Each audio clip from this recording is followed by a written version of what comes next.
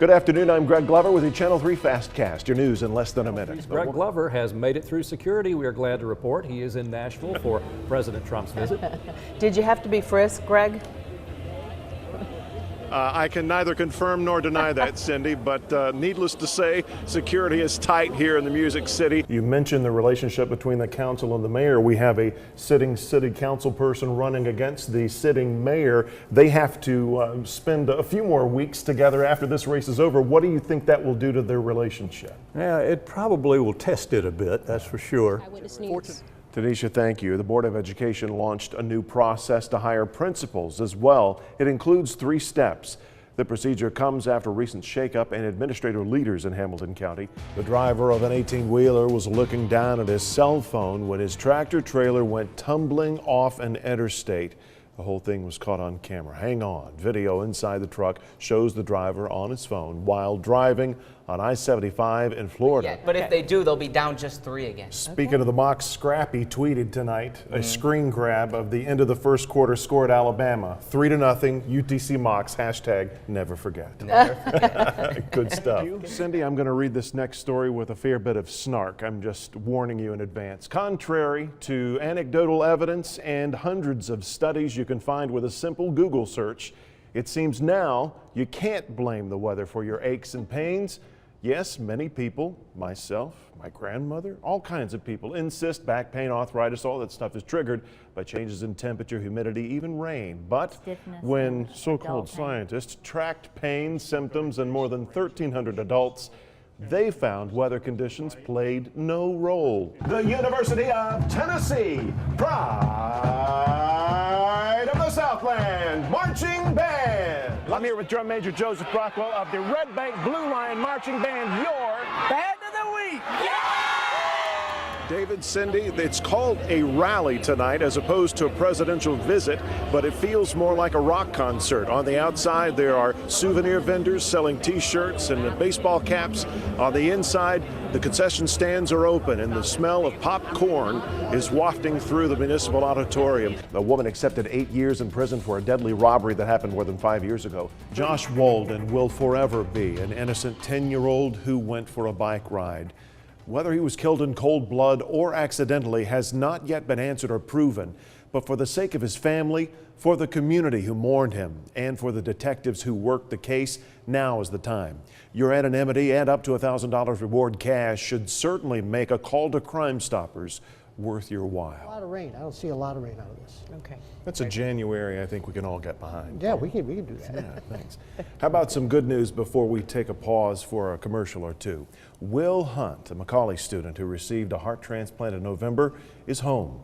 Video of the 16-year-old singing Maroon 5's She Will Be Loved from his Vanderbilt hospital bed before surgery went viral on social. Cindy, loadout is nearly complete here at the Municipal Auditorium. It was about a 50-minute speech that started a little over half an hour late because of the number of people who were trying to get through security and get in. But for the supporters who did make it inside, some trickling in just as his last words were uttered, they got exactly what they came for. Have a look. So let me tell you what I'm really doing. I'm killing a little time because there's so many people that want to get into this arena. We want them to all be able to get in to see our great president. It was a full house that kept filling, but then their moment came, and only fitting in the Music City to be introduced mid-strain by Lee Greenwood.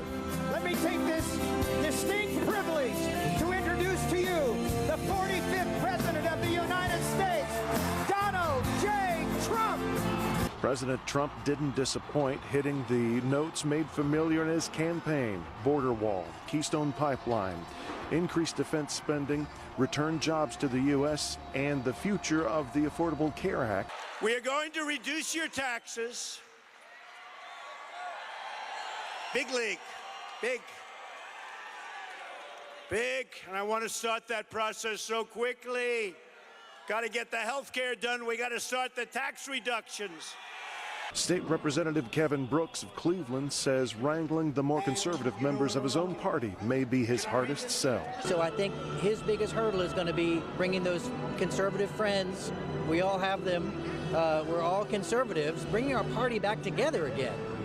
We all used to get along. So unfortunately, He's got a lot of work to do, a lot of bridge building, a lot of wall building, but I think it's possible. When Trump got to shrinking the bureaucracy and slashing regulations, he got the attention of Cleveland businessman Alan Jones.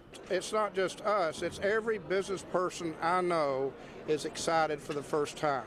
See, and unless you get guys who actually hire people like I do and let people go like I can, unless they get excited, nothing's going to happen. You're seeing the stock market's going through the roof right now.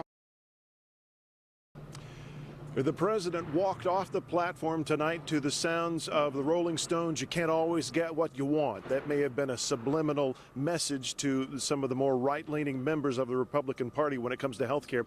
President Trump also got a chance to address a ruling that came down from the circuit court concerning his temporary ban on travel from certain foreign countries that are majority Muslim population. The ruling effectively puts a halt to his executive order that was going to take effect tomorrow, the temporary ban. He called it a terrible ruling that he plans to fight to the Supreme Court. So the only thing he can say is stay tuned. But outside, lots of folks, supporters, and people coming in protest. Cameron Taylor's been out there all day talking with him. Let's go to him and see what he found out. Hey, Cameron. Can you make that out? It's just a little blurry, but that's me on the podium at Ringgold High School last week. Drum majors Morgan and Shaney let me on the ladder to conduct Eye the Tiger. Ah, the good old days. You're not here for me to relive my glory days, no. You're here for the band of the week, so enjoy. Ringgold High School, the Tiger Marching Band, your band of the week. You're watching The Blacklist. Channel 3 Eyewitness News at 11 is next. I'm Greg Glover. And I'm Callie Starnes. Our top story on February 24th, Seth Meyers will take over late night at 12:30 right here on WRCB Channel 3. Good job, Callie. Thank you, Greg. Late Night with Seth Meyers premieres February 24th on Channel 3. You're a very attractive woman, Thank you. I'm Greg Glover in Nashville at the America's Got Talent auditions. I'll take you behind the scenes Monday night on Eyewitness News at 6. Maybe some of your neighbors are auditioning. Join us for Eyewitness News at 6 Monday. From Knoxville, from Nashville, the Music City. Live in Dade County, just a stone's throw from the center of Trenton. In Detroit, from New York, from Wolfsburg, Germany. Live in Chattanooga, Greg Glover, Channel 3 Eyewitness News.